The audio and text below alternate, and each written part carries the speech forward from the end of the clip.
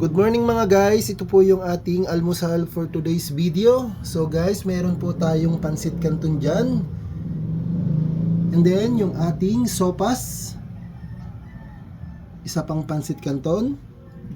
Syempre hindi mawawala po guys ang ating pandesal na toasted.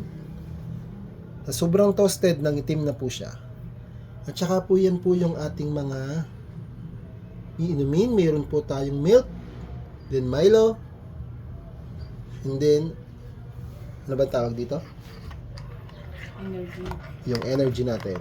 Then meron din po rin tayong suman dyan, at saka po yung ating puto at kutsinta.